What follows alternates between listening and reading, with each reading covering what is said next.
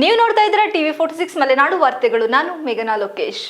Dengue ಹಾಗೂ malaria ರೋಗಗಳು ಸೊಳ್ಳೆ ಕಡಿತದಿಂದ ಹರಡುವ ಸಾಧ್ಯತೆ ಇದ್ದು, ನಮ್ಮ ಸುತ್ತಮುತ್ತಲಿನ ಪರಿಸರವನ್ನು ಸ್ವಚ್ಛವಾಗಿಟ್ಟುಕೊಳ್ಳುವ ಮೂಲಕ ಸೊಳ್ಳೆಗಳ ಉತ್ಪತ್ತಿಗೆ ಕಡಿವಾಣ ಹಾಕಲು ಪ್ರತಿಯೊಬ್ಬ ನಾಗರಿಕರು ಕೈ ಜೋಡಿಸಬೇಕು ಎಂದು ಬಿಕ್ಕೋಡು ಗ್ರಾಮ ಪಂಚಾಯಿತಿ ಅಧ್ಯಕ್ಷ ಹೇಮಚಂದ್ರ ತಿಳಿಸಿದರು.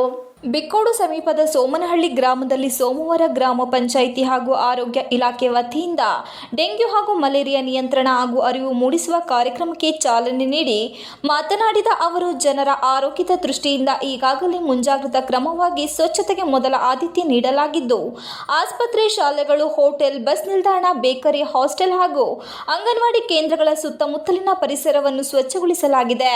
ಪಿಡಿಒ, ಆಶಾ ಕಾರ್ಯಕರ್ತೆಯರು ಹಾಗೂ ಅಂಗನವಾಡಿ ಕಾರ್ಯಕರ್ತೆಯರು ಪ್ರತಿದಿನ ಮನೆ ಮನೆಗೆ ಭೇಟಿ ನೀಡಿ ಪರಿಶೀಲನೆ ಮಾಡುತ್ತಿದ್ದಾರೆ. ಸೊಳ್ಳೆಗಳು ಉತ್ಪತ್ತಿಯಾಗುವ ಚರಂಡಿಗಳ ಸ್ವಚ್ಛತೆಗೆ ಕ್ರಮ ಕೈಗೊಳ್ಳಲಾಗಿದ್ದು, ನೀರಿನ ತೊಟ್ಟಿ, ಬ್ಯಾರೆಲ್, ಡ್ರಮ್ಗಳನ್ನು ಸ್ವಚ್ಛವಾಗಿ ತೊಳೆದು ಸೊಳ್ಳೆ ಲಾರ್ವಾ ಕಂಡು ಬಂದರೆ ನಾಶಪಡಿಸಲು ಡೆಂಗ್ಯೂ ಮಾಹಿತಿ ಕರಪತ್ರ ವಿತರಣೆ ಮತ್ತು ಜಾಗೃತಿ ಮೂಡಿಸುವ ಕಾರ್ಯಕ್ರಮವನ್ನು ಹಮ್ಮಿಕೊಳ್ಳಲಾಗಿದೆ ಎಂದರು.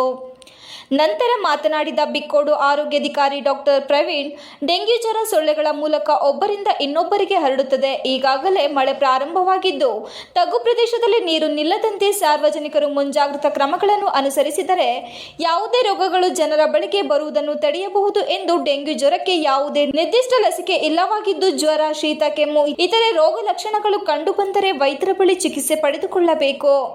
ಸೊಳ್ಳೆಗಳು ನಿಂತ ನೀರಿನಲ್ಲಿ ಉತ್ಪತ್ತಿಯಾಗುತ್ತವೆ. ಹಾಗಾಗಿ ಪ್ರತಿಯೊಬ್ಬರು ತಮ್ಮ ಮನೆಯ ಸುತ್ತಮುತ್ತಲಿನ ಪರಿಸರವನ್ನು ಸ್ವಚ್ಛವಾಗಿ ಇಟ್ಟುಕೊಂಡರೆ ಡೆಂಗ್ಯೂ ಹಾಗೂ ಮಲೇರಿಯಾ ರೋಗಗಳನ್ನು ಮುಕ್ತಿಗೊಳಿಸಲು ಸಾಧ್ಯ ಎಂದರು. ಈ ಸಂದರ್ಭದಲ್ಲಿ ಪಿಡಿಒ ತಾರನಾಥ್ ನಾಯಕ್, ಆಶಾ ಕಾರ್ಯಕರ್ತೆ ಸುಮಿತ್ರಾ, ಅಂಗನವಾಡಿ ಕಾರ್ಯಕರ್ತೆ ಶಾಲಿನಿ, ನೀರುಗಂಟಿ ವಿಜಯಲಕ್ಷ್ಮಿ ಹಾಗೂ ಗ್ರಾಮಸ್ಥರು ಹಾಜರಿದ್ದರು.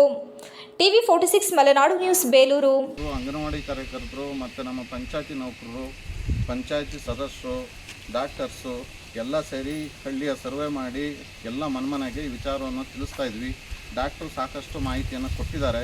ಅದನ್ನು ಜನರೆಲ್ಲ ಅರ್ಥ ಮಾಡಿಕೊಂಡು ಮನೆ ಸುತ್ತಮುತ್ತ ಸ್ವಚ್ಛತೆ ಕಾಪಾಡಿಕೊಂಡು ನೀರು ಎಲ್ಲೂ ಶೇಖರಣೆ ಆಗೋ ಹಾಗೆ, ಇದು ಹಗಲೊತ್ತು ಕಚ್ಚೋ ಸೊಳ್ಳೆ ಆಗಿರೋದ್ರಿಂದ ಎಲ್ಲರೂ ವಯಸ್ಸಾದವರು, ಮಕ್ಕಳು ಎಲ್ಲರೂ ಸೇರಿ ಸ್ವಚ್ಛತೆಗೆ ಮತ್ತು ಡೆಂಗ್ಯೂ ತಡೀಲಿಕ್ಕೆ ಸಹಕರಿಸ್ಬೇಕು ಅಂತೇಳಿ ಆಶಾ ಕಾರ್ಯಕರ್ತರು, ವಾಟರ್ ಮ್ಯಾನು ಮತ್ತು ನಾವುಗಳು ಎಲ್ಲ ಸೇರಿ ಜನರಿಗೆ ಭಿತ್ತಿಪತ್ರ ಕೊಡೋದು, ಮಾಹಿತಿ ಕೊಡೋದು ಮತ್ತು ಕ್ಲೀನ್ ಮಾಡಿಸ್ತಾ ಇದ್ದೀವಿ.